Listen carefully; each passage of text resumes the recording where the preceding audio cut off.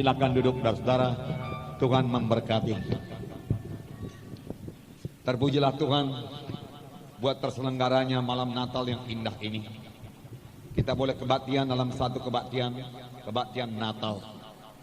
Pertama sekali saudaraku, saya ucapkan selamat hari Natal pada saudara-saudara sekalian. Tuhan memberkati saudara-saudara sekalian. Namun pada malam ini saudaraku, kita bukan hanya sekedar memperingati saja kebaktian Natal sebagaimana yang biasa dilaksanakan oleh berbagai gereja pada bulan-bulan Desember. Bukan hanya sekedar memperingati, bukan hanya sekedar keramaian, bukan hanya sekedar berkumpul-kumpul saja, tetapi saya mau dan kita semua sudah berdoa supaya malam ini semua kita yang berhimpun pada tempat ini mengalami berkat Natal, mengalami kuasa Tuhan, mengalami berkat Tuhan yang memang sudah lama disediakannya bagi saudara masing-masing. Oleh sebab itu saudaraku, pada malam ini bukalah hati saudara.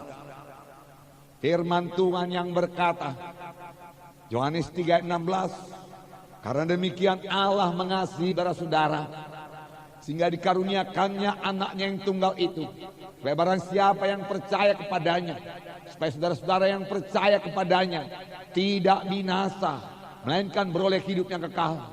Tidak binasa, tidak masuk neraka, tidak dihukum, tetapi beroleh hidup yang kekal. Kekal artinya selama-lamanya dalam sorga yang kekal. Untuk itulah Tuhan Yesus datang ke dunia ini, supaya kita yang seharusnya masuk dalam hukumannya kekal, tidak jadi masuk hukumannya kekal. Karena Tuhan Yesus menebus kita dari dosa-dosa kita dan memberikan kepada kita satu hidup yang baru, hidup yang kekal.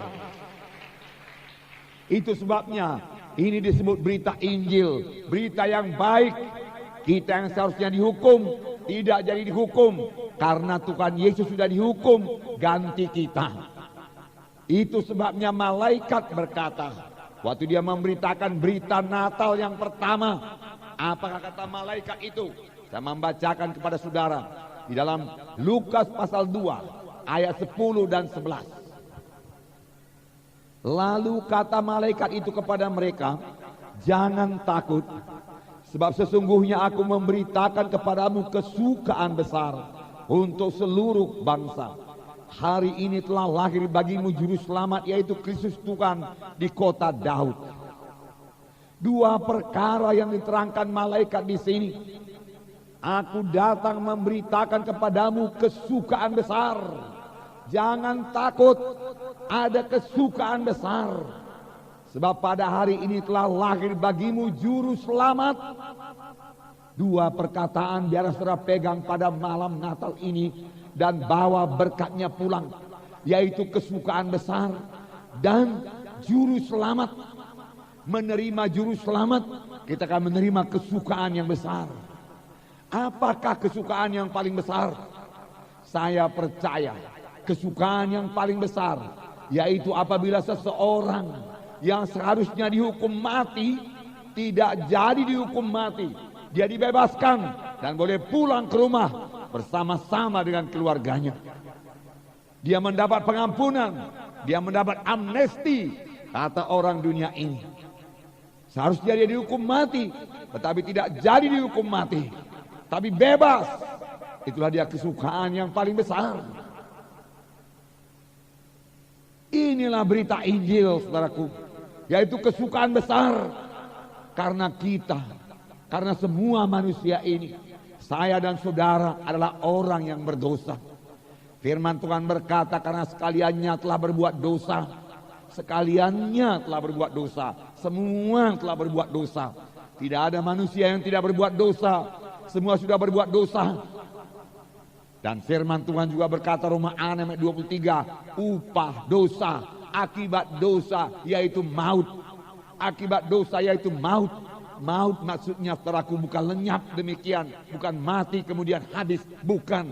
Maut maksudnya hukuman yang kekal. Sesudah mati datang hukuman yang kekal. Kalau dikatakan hukuman yang kekal, tidak 100 tahun, tidak 1000 tahun, tetapi selama-lamanya.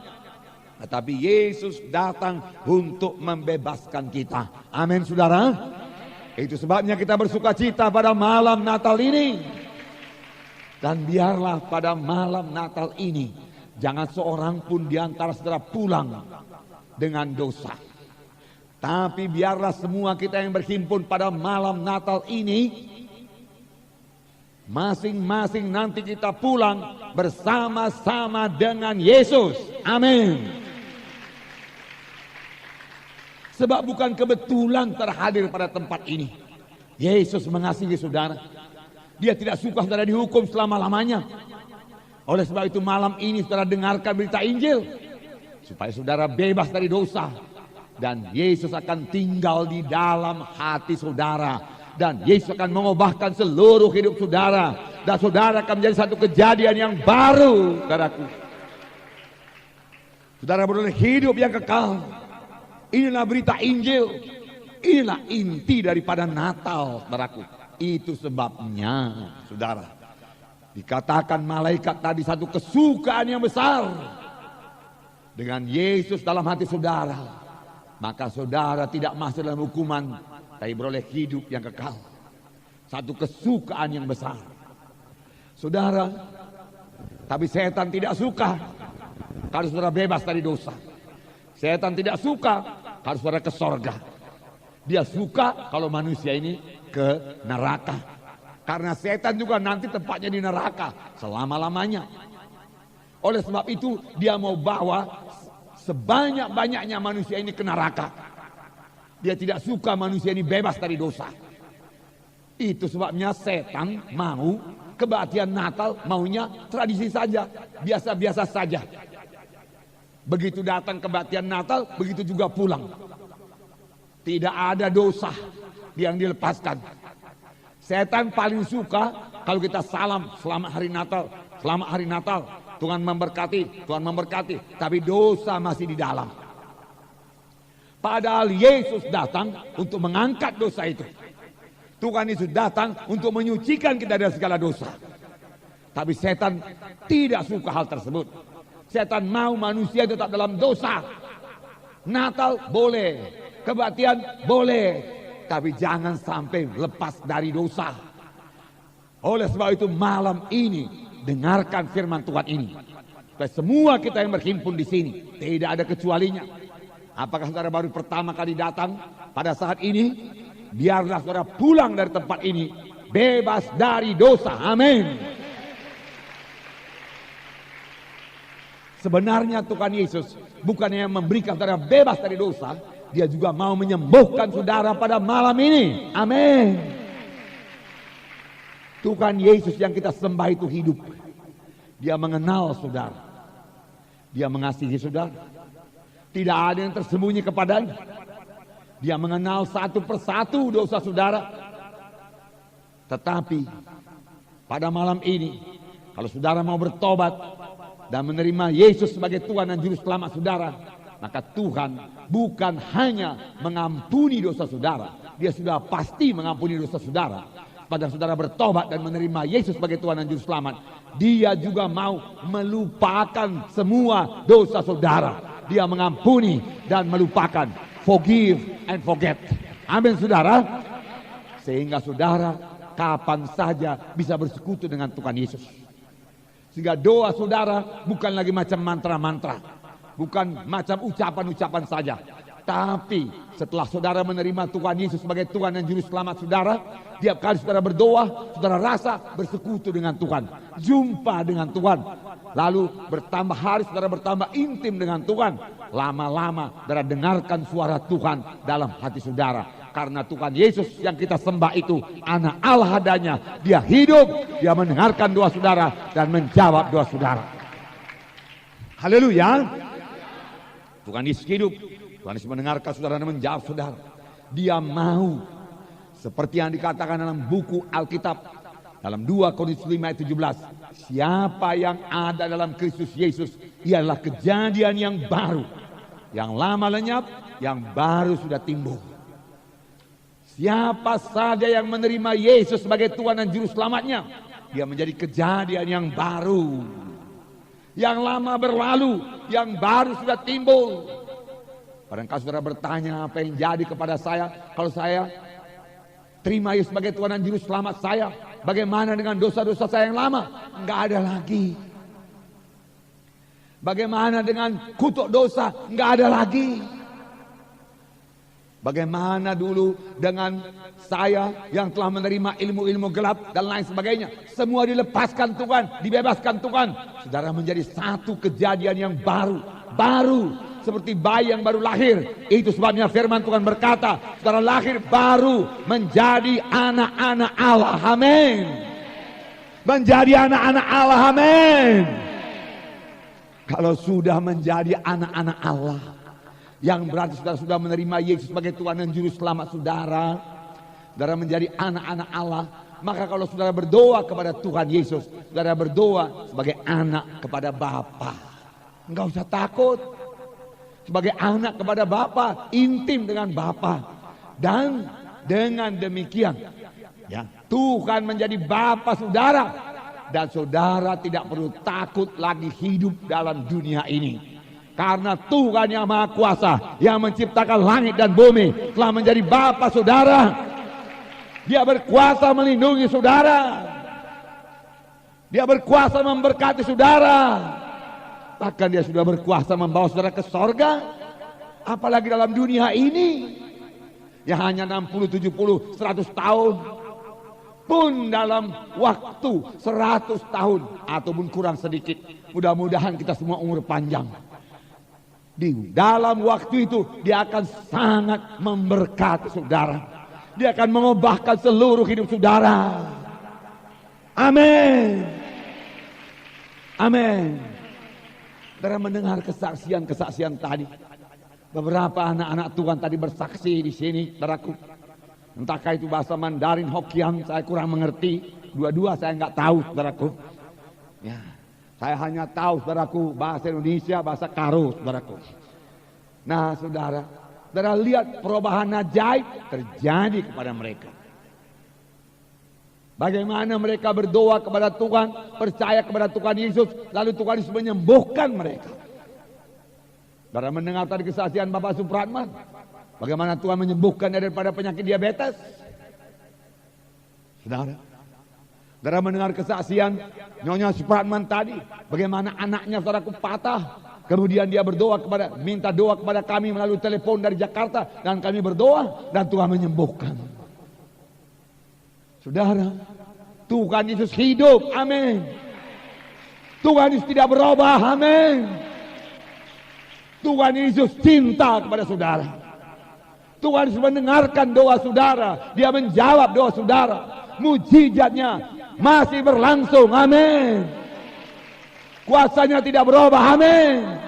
Dia masih menyembuhkan, amin. Dia masih mengampuni, amin.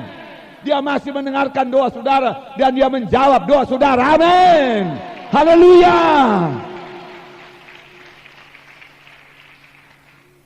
Karena itu sebabnya kami jatuh cinta pada Tuhan Yesus. Dan kami mau melayani Tuhan Yesus. Sebab Tuhan Yesus begitu baik, saudaraku. Begitu dekat, saudara. Begitu dekat. Dia tidak jauh. Dia dekat. Saudara berkata dia di sorga. Betul, dia di sorga. Tetapi saudara boleh sampai kepadanya melalui satu doa saja. Dengan sungguh-sungguh saudara berdoa dan panggil namanya. Dan dia mendengarkan saudara. Karena dia sudah mengenal saudara. Dia cinta kepada saudara. Dia mau saudara. Dia mau saudara keberkatan. Dia mau membebaskan saudara kalau saudara terikat. Terikat dengan kuasa-kuasa kegelapan. Terikat dengan kebiasaan-kebiasaan yang jelek. Dia mau membebaskan saudara kalau saudara terikat dengan ganja narkotika atau obat-obat bius yang lain. Tidak ada yang mustahil kepadanya. Kita bisa berdoa bahkan malam ini. Kami hamba-hamba Tuhan siap sudah meletakkan tangan kepada saudara. Dan seperti yang saksikan Bapak Supratman tadi, kapan kami meletakkan tangan kepadanya, dia merasakan kuasa Tuhan turun kepadanya, urapan Tuhan turun kepadanya. Dia merasakan segar, bersekutu dengan Tuhan dan bebas dan sembuh daripada penyakitnya. Itulah dia Tuhan yang kita sembah, saudaraku, Tuhan yang hidup. Saudara, tidak perlu takut, saudaraku, pada zaman sekarang ini. Memang banyak goncangan-goncangan, banyak krisis, saudaraku, dan krisis ini belum berhenti. Masih berlangsung beberapa saat lagi. Saudaraku, masih berlangsung beberapa saat lagi. Oleh sebab itu, saudaraku, saudara perlu pegangan, saudara perlu sandaran, saudara perlu penolong yang jauh lebih berkuasa dari segala kuasa yang ada dalam dunia ini, yaitu Tuhan Yesus Kristus yang hidup, yang memiliki segala kuasa di sorga dan di bumi. Amin.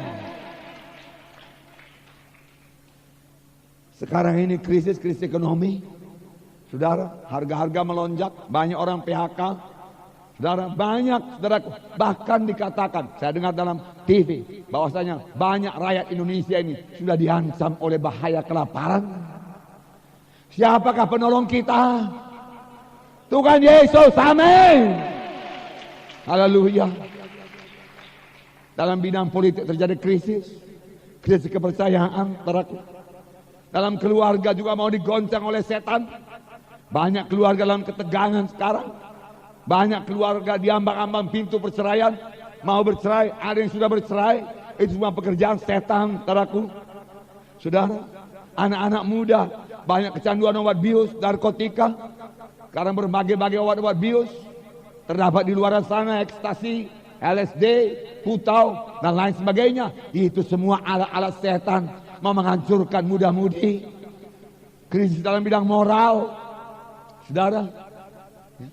Dosa sudah dianggap tidak dosa lagi. Banyak dosa-dosa percabulan di luar, perzinahan, homoseks, lesbian, saudara, dan lain sebagainya.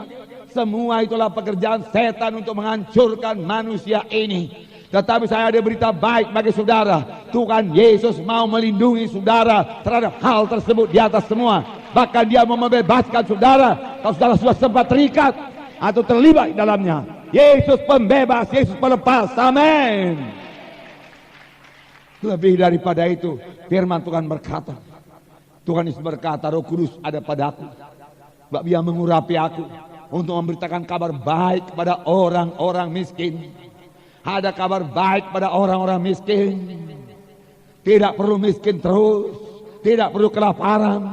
Tuhan siap sedia menolong saudara. Bagaimana disaksikan hamba Tuhan dari Singapura tadi, Kenny Theo. Bagaimana dia lahir dalam keluarga yang miskin. Banyak bersaudara 12 orang. Tetapi nyatanya Tuhan memberkati 12 orang saudaranya ini. Hingga sekarang semua keberkatan. Semua hidupnya keberkatan. Karena mereka hidup di dalam Tuhan Yesus.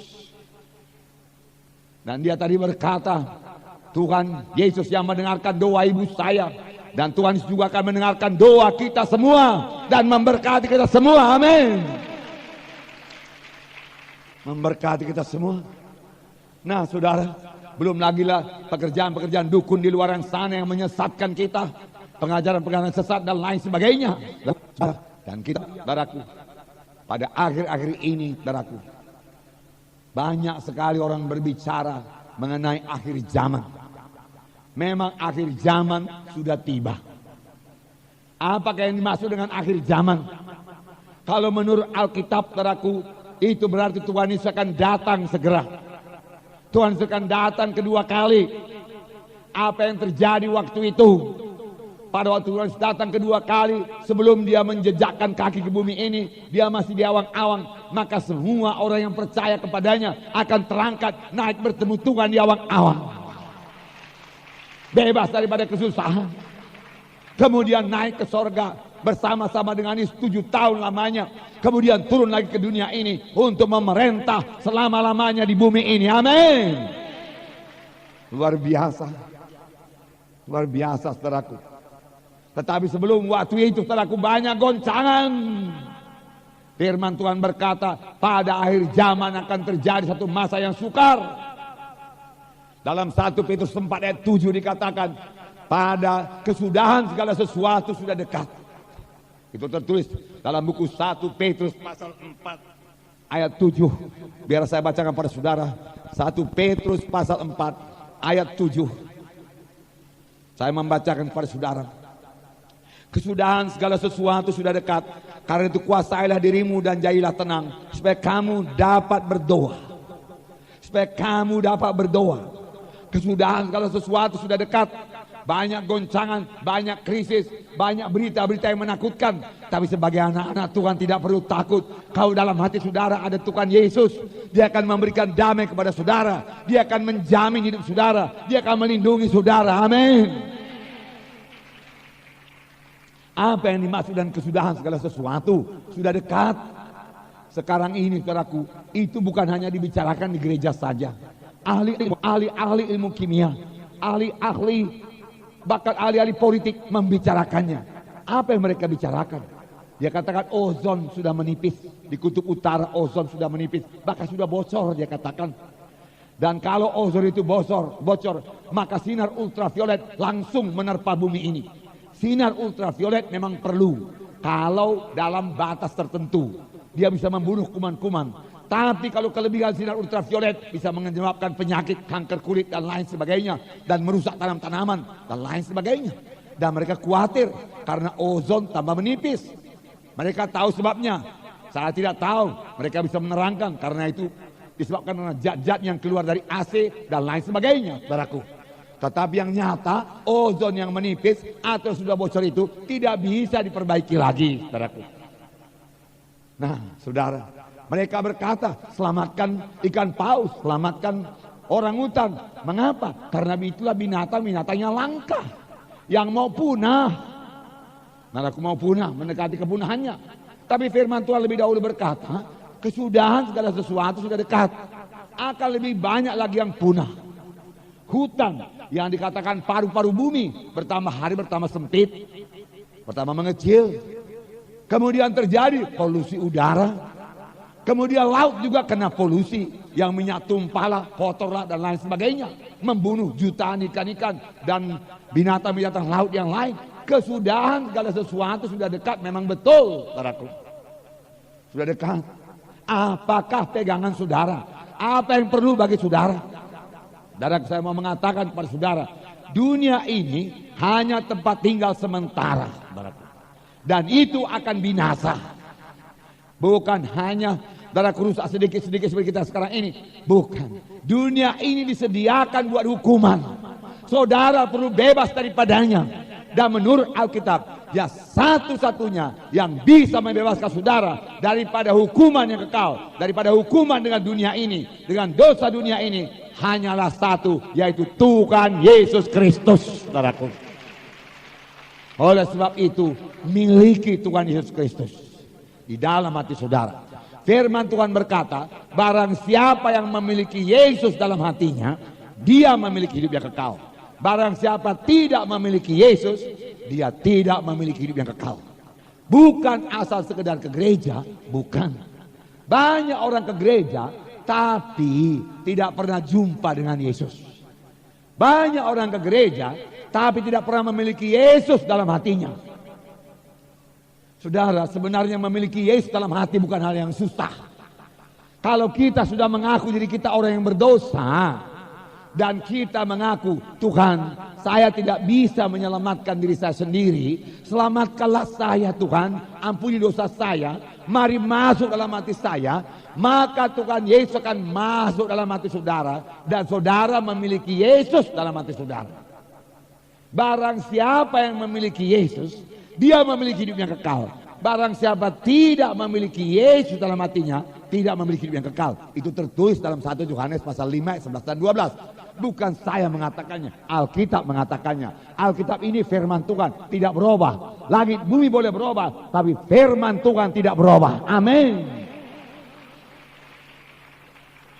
Jadi keselamatan jiwa, keampunan dosa, hidup yang kekal tergantung dari hubungan pribadi saudara dengan Yesus. Bukan tergantung dari sudah catat nama di gereja atau belum. Bukan itu, saudaraku. Keanggotaan gereja tidak menyelamatkan. Kedudukan dalam gereja pun tidak menyelamatkan. Bukan kalau kedudukan sudah sintua atau pemimpin pujian. Saudaraku, itu tidak menentukan. Yang menentukan yaitu adakah Yesus dalam hati saudara atau tidak. Saudaraku, kalau Yesus dalam hati saudara, saudara tahu. Malam ini pastikanlah, amin saudara, pastikanlah.